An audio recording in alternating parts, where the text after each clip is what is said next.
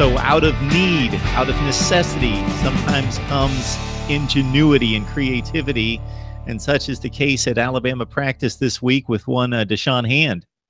A lot of creativity. We're talking about 6'4" and 288 pounds of creativity as Alabama taking Deshaun Hand, the former five-star from Woodbridge, Virginia, defensive end, and putting him at outside linebacker just to test to see how can he move, can he rush the quarterback standing up, how agile is he from the outside linebacker perspective. And Mark, he's pretty agile. He's pretty quick. He looks pretty natural, at that spot. And I mean, the last really big physical outside linebacker Alabama's had would be Courtney Upshaw. Courtney Upshaw, when he played, was 6'3", 6'4", 270 pounds, really big dude.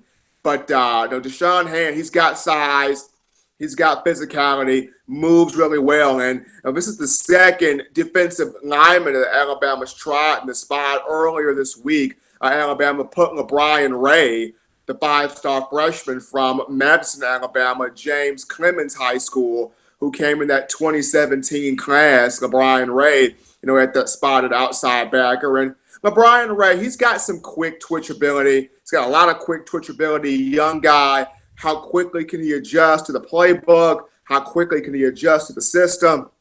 It's going to be pretty huge and a big deal for him. But seeing both of those defensive linemen in Hand and LeBron Ray get their opportunities is pretty cool. A lot of Tide fans wondering, when is the rise of Ben Davis? Ben Davis, the five-star from Gordo High School, Gordo, Alabama, came into that 2016 class with Mac Wilson.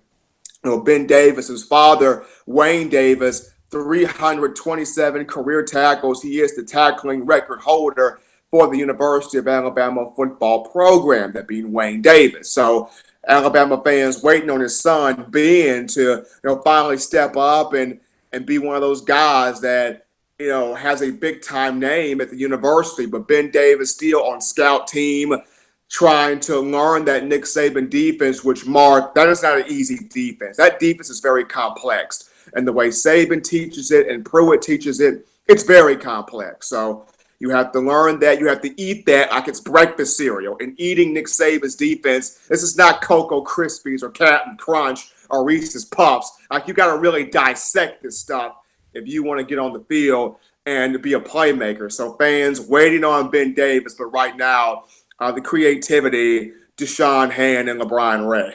So, Stephen, what is the cereal of choice most of the time for one Stephen M. Smith? Cereal of choice for me, that's a good question, Mark. I mean, cereal of choice for me, definitely the Reese's Puffs. I'm not going to sneeze at some Apple Jacks. You throw some Apple Jacks over here, I'll take those. But if there was any day I was going through the grocery line and I think if cereal catches my eye, definitely the Reese's Puffs. You see the milk turn chocolatey, the kid inside me comes out. Yeah, Reese's Puffs. It's funny you point out those two, Stephen, the Apple Jacks and the Reese's Puffs. Those have been a frequent purchase here in the Mark Rogers TV household in recent weeks.